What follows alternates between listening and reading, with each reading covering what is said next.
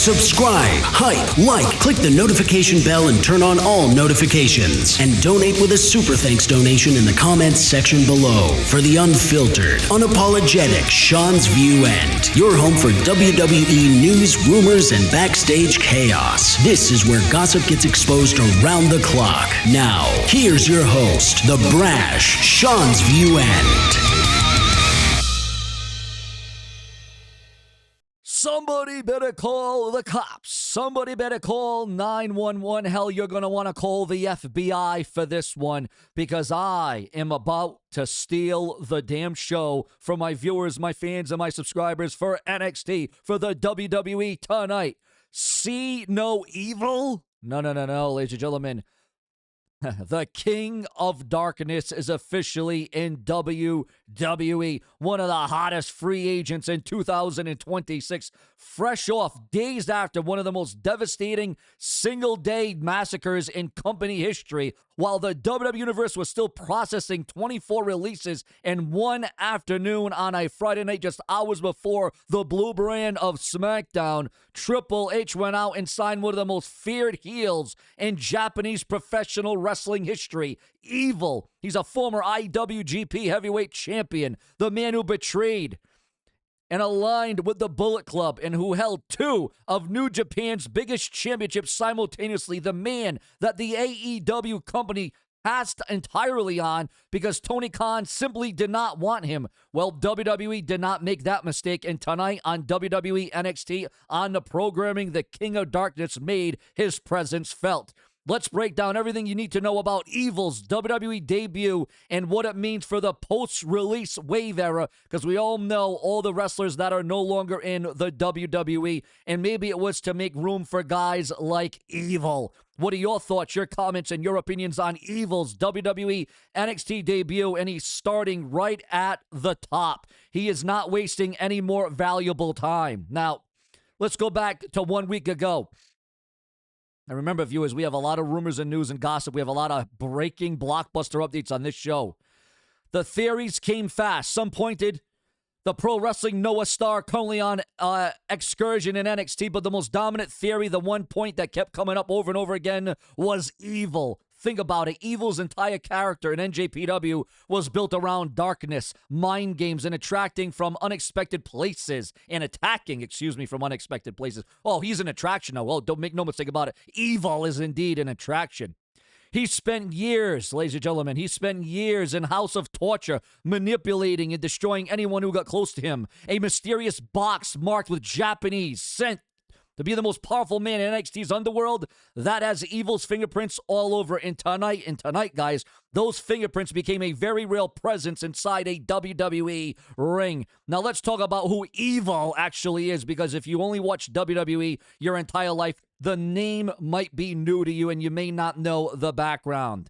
Ladies and gentlemen, to sum it up, his overall regime, his whole, his resume includes IWGP Heavyweight Champion, one IWGP Intercontinental Championship reign, 4 NEVER Openweight Championship reigns, 2 IWGP Tag Team Championship reigns, and 6 NEVER Openweight 6-man Tag Team Championship reigns.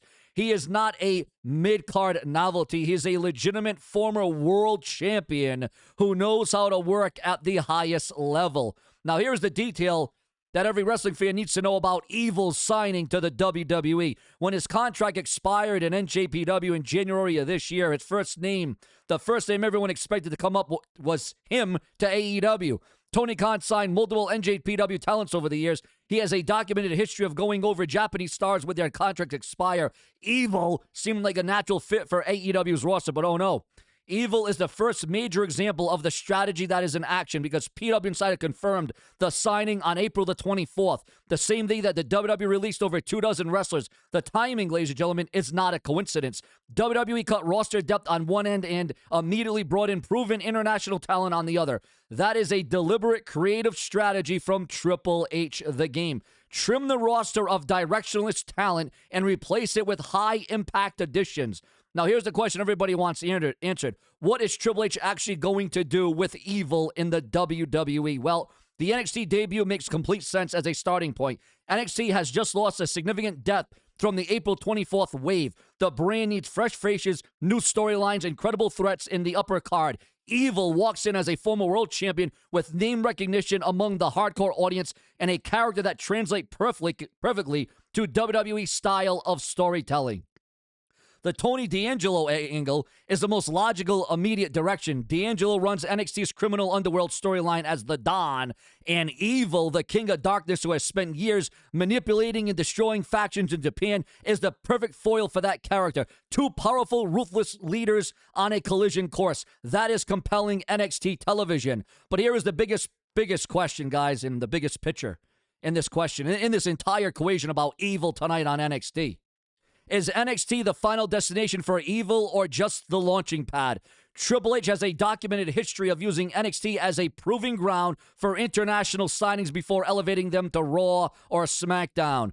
Gunther came through NXT. Dijak came through NXT. Karrion Kross came through NXT multiple times. If Evil connects with the NXT audience with it and his matches do deliver, the main roster call-up conversation starts very quickly. And on a Raw and SmackDown roster that just lost over 24 names before Friday Night SmackDown that were released from the company, there is absolutely room for a credible veteran heel who can work at a high level. Let's zoom out and look at the bigger picture because Evil's debut tonight is about more than just one signing. WWE released over 24 wrestlers on April the 24th. The WWE Universe was furious. Fans felt the holes in the roster immediately. The Laredo crowd was chanting for Kyrie Sane during Raw just 3 days later. Critics were saying Triple H had gutted the product. And then Evil just debuted on NXT moments ago. This is Triple H's answer to the criticism. Yes, we release people, but we are also bringing in new talent, international talent, proven talent, names with legitimate championship pedigree who can contribute to the product immediately. Evil is the first domino. More international signings are likely coming to the company. WWE has been aggressively recruiting in Japan, Mexico, and Europe. The post-WrestleMania 42 era under Triple H is shaping up to be a deliberate roster rebuild. It's called the reset in WWE.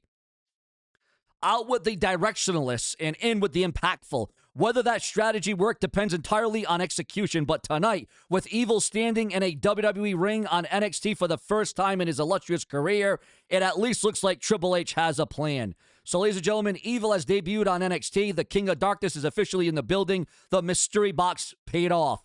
And the post-release wave WWE roster just got a whole lot more interesting. Is Evil the right signing at the right time? Does he stay on NXT or does he end up on Raw or SmackDown eventually? And does his debut signal that more international signings are coming to replace 24 names released on April the 24th? And it was a very dark Friday, let me tell you that.